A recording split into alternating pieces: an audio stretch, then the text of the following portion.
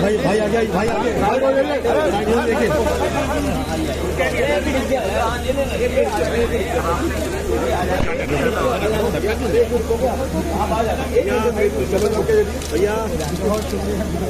आइए भाई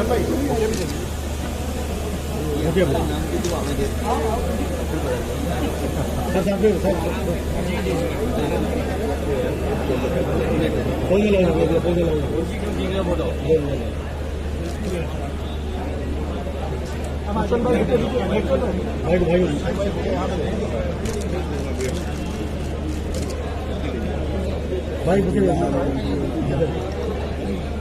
भैया से पीछे आ रहे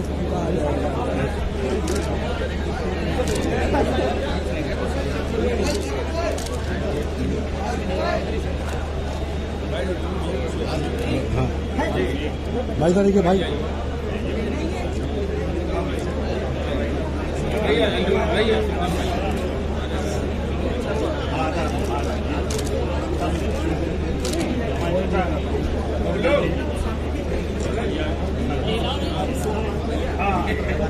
भाई एक बार भूखे वाला भूखे वाला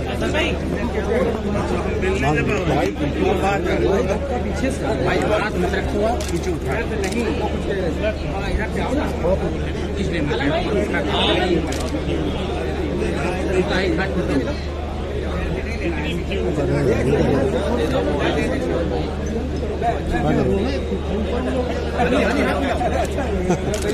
इधर को भी इधर देखो भाई चलो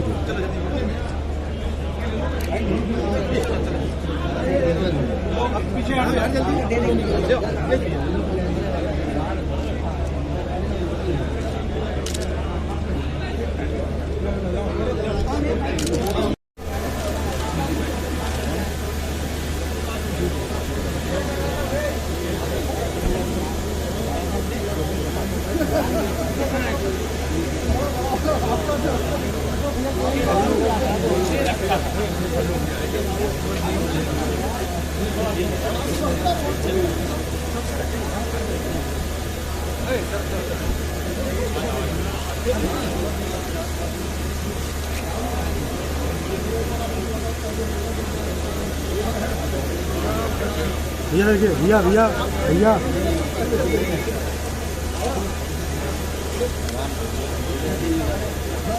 अरे हमारी विधानसभा है, आइए आइए पूरा लखनऊ हमारी विधानसभा है,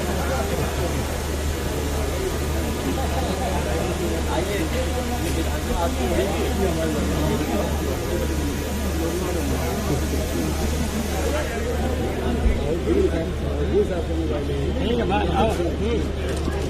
हाँ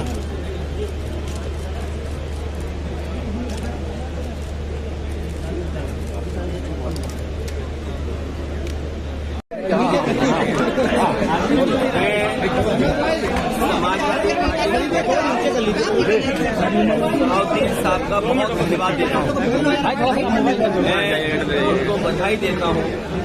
एक बहुत ऐतिहासिक गिरफ्तारी उन्होंने कराई, जिसके बहाने बहुत सारे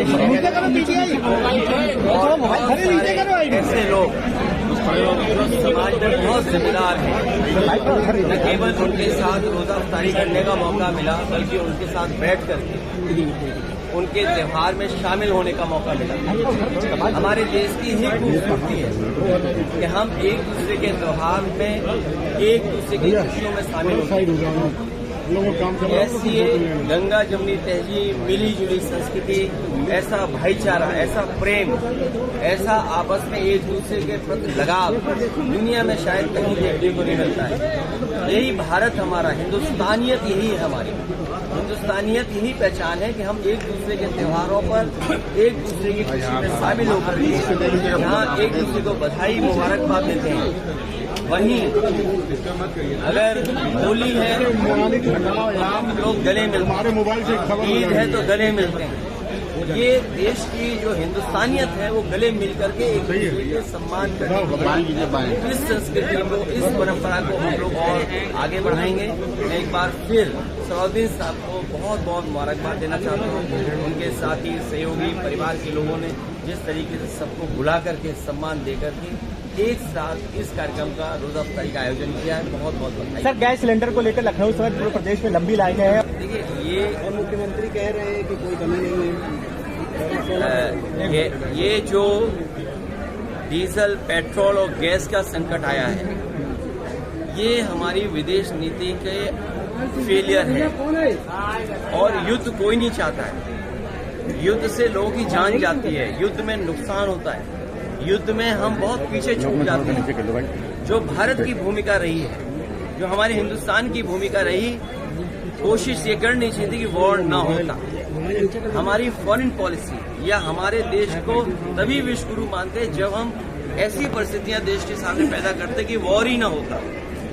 इस संकट और इस वॉर के समय पे भी भारतीय जनता पार्टी मुनाफाखोरी करना चाहती है। ये जितना कुछ मुनाफाखोरी है, ये सब भारतीय जनता पार्टी के लोग शामिल हैं। और कोई अफवाह नहीं फैला रहा है, अफवाह सरकार फैला रही है। मुख्यमंत्री जी खुद अफवाह फैला रहे हैं। अगर आप ऑनलाइन रजिस्टर करना चाहते हैं सिलेंडर, तो ऑनलाइन रजिस्टर नहीं हो रहा है, आपको लाइन में लगना पड़ रहा है। ये किसने आदेश दिया कि इतने दिनों बाद आप सिलेंडर भराएंगे? आपको जहां पर्याप्त एलपीजी का इंतजाम करना चाहिए था, लोगों को भरोसा दिलाना था कि कहीं संकट नहीं आने वाला है, वहीं सरकार ने विपरीत काम किया और कहा कि सिलेंडर इतने दिनों में भरा जाएगा, कॉमर्शियल सिलेंडर इतने दिनों में भरा जाएगा। तो अफवाह और फैसला लेने की वजह से ये तमाम कंफ्यूजन हुआ, जिसकी वजह से लंबी लंबी लाइनें लगी हैं। पूरे उत्तर प्रदेश में, देश में लाइनें इसी तरह लगी हुई हैं। सर, ऑनलाइन बुकिंग नहीं हो रही है। गोली मारी गई 2 कर्मचारी को, उसके बाद हाफ एनकाउंटर किया गया है। लगातार दावा किया जा रहा है लॉ एंड ऑर्डर में बेहतरी हुई है। देखिए, मुख्यमंत्री के स्वजाती लोग, मुख्यमंत्री जी के स्वजाती लोग समझते हैं लॉ एंड ऑर्डर उनके हाथ में है, और उसी का परिणाम है कि इतनी बड़ी घटना बदायूं में हुई। ये सूचना मिल रही है कि जिनकी जानें गई हैं, उन्होंने कई बार पुलिस को ये शिकायत की थी कि उनको धमकी मिल रही है, उनको जान मारने की धमकी दी जा रही है, लेकिन उसके बावजूद भी पुलिस एक्ट नहीं थी। इसका मतलब कहीं न कहीं अहंकार था। जो हत्यारे हैं उन्हें अहंकार इस बात का था कि स्वजाती सरकार है, उनका कुछ बिगड़ने वाला नहीं है। उसी की वजह से इतनी बड़ी घटना हुई है। संभल के जहाँ अब जो नए सीओ आए वो भी सर, संभल के डिप्टी एसपी कहते हैं कि ईरान के ऊपर जो लोग आवाजें उठा रहे हैं वो जहां से वहीं चले जाए। नए डिप्टी एसपी कह रहे हैं जो उनके लिए आवाजें उठा रहे हैं वहीं चले जाए। ये बात आप समझ लीजिए, और ये हमें आपको समझना चाहिए। जिन लोगों को सेकुलर पॉलिटिक्स करनी है, जिन लोगों को इस देश की जो मिलीजुली संस्कृति है उसमें और भरोसा बढ़ाना है, उनके लिए इस तरह की घटना जो हो रही हैं दुखदायी हैं। ये कोई कल्पना नहीं कर सकता है कि एडमिनिस्ट्रेटिव ऑफिसर, पुलिस का ऑफिसर इस तरह का व्यवहार और भाषा का इस्तेमाल करे। ये तभी कर सकते हैं ऐसे पुलिस का व्यवहार जब उन्हें ये भरोसा है कि सरकार उनको प्रमोशन करेगी। कुछ लोग प्रमोशन के लिए इस तरह का गलत भाषा का इस्तेमाल करते हैं, सरकार के खास बनने के लिए ऐसा करते हैं, क्योंकि बीजेपी के पास कुछ काम नहीं बचा है। 1-2 काम जरूर हुए हैं, लेकिन महंगाई, भ्रष्टाचार, किसान की तबाही और जो बेरोजगारी है उसका जवाब इनके पास नहीं है। इसीलिए जानबूझ करके कोई न कोई अधिकारी के माध्यम से या अपने किसी और बहुत करीबी व्यक्ति से इस तरह की भाषा का इस्तेमाल कराते हैं। आपको याद होगा पुलिस के अधिकारी इससे पहले भी किया था, और कोर्ट ने उसमें मुकदमा दर्ज करने के लिए कहा, और जब मुकदमा दर्ज हुआ तो उसका ट्रांसफर कराया गया था। लेकिन ये कंटेम्प्ट ऑफ कोर्ट है, ये अनकॉन्स्टिट्यूशनल काम है, अनडेमोक्रेटिक काम है। अगर एफआईआर कोई लिखाता है और कोर्ट ये कहता है एफआईआर लिखनी चाहिए, एफआईआर तो लिखनी ही चाहिए। एफआईआर के खिलाफ आप फैसला नहीं दे सकते। कोर्ट के फैसले के बाद कोर्ट का फैसला लाना और जज का ट्रांसफर करना, यही अनकॉन्स्टिट्यूशनल काम है, यही अनडेमोक्रेटिक काम है।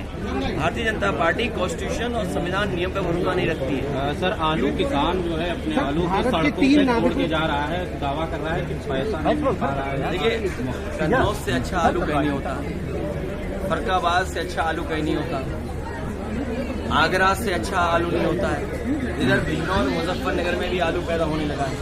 उत्पादन के मामले में उत्तर प्रदेश बहुत आगे है। हमारे मुख्यमंत्री जी को होश ही नहीं है, क्योंकि यहाँ गांजा पकड़ा जा रहा है।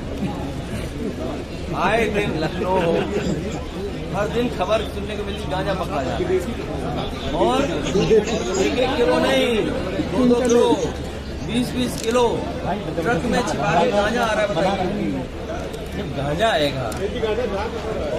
गांजा आएगा तो आलू पे कौन ध्यान देगा? जब गांजा ही आएगा तो आलू पे कौन ध्यान देगा? यहाँ पे गांजा पे ज्यादा ध्यान है।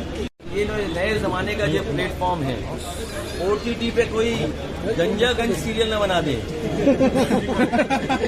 भाई ऐसा भी हो सकता है कि OTT पर ये जो प्लेटफॉर्म है कोई गंजागंज सीरियल न बनाने लगे। भाई पहले भी कई सीरियल बने हैं, मिर्जापुर वाला बनाइए हम लोगों ने, आप तो कहीं इससे प्रभावित होकर के गांजा से, और इतना यूपी में जो गांजा पकड़ा जा रहा है, कहीं OTT पे कोई ऐसा भी कर सकता है कि सीरियल बने और वो सरकार पे अप्लाई करे कि हमें सब्सिडी मिलनी चाहिए। और मैं आपको वादा करता हूँ और ये भरोसा दिलाता हूँ, अगर कोई OTT पर गांजागंज सीरियल या सीरीज बनाएगा तो उत्तर प्रदेश की सरकार, भारतीय जनता पार्टी उसको भरपूर सब्सिडी देगी। पुलिस बेचते दिख रही है, पूरी पुलिस इसमें शामिल है और कानपुर में ये पहली बार नहीं पकड़ा गया मामला पुलिस बन करके। तो अभी पहले पुलिस ही शामिल थी गांजा बिकवाने में, जो 100 करोड़ का जो पकड़ा गया पुलिस पर, तो पुलिस तो शामिल थी। अब बताइए यूपी की पुलिस अगर गांजा बिकवाएगी और मुख्यमंत्री जी की जानकारी में होगा, ऐसा तो है नहीं कि मुख्यमंत्री की जानकारी में ना हो। कुछ आयोजनों में फ्री होती है चीज, लेकिन ये सरकार ने तो हर जगह फ्री कर रखा है गांजा। अब्दुल्ला पे फायरिंग के बाद मल्लिकार्जुन खड़गे ने की सुरक्षा के लिए आवाज उठाई। आप मुख्यमंत्री रहे हैं, केंद्र में मंत्री रहे हैं और बॉर्डर स्टेट के बहुत महत्वपूर्ण नेता हैं और भारत के लिए वो हमेशा समय समय पर भारत कैसे मजबूत हो, एकता कैसे बढ़े, उसमें हमेशा उन्होंने भारत और लोगों को समझाया, उनके विचार दिए। उनकी सुरक्षा के लिए सरकार को ठोस कदम उठाने चाहिए और पर्याप्त उनके लिए सुरक्षा होनी चाहिए। Thank you.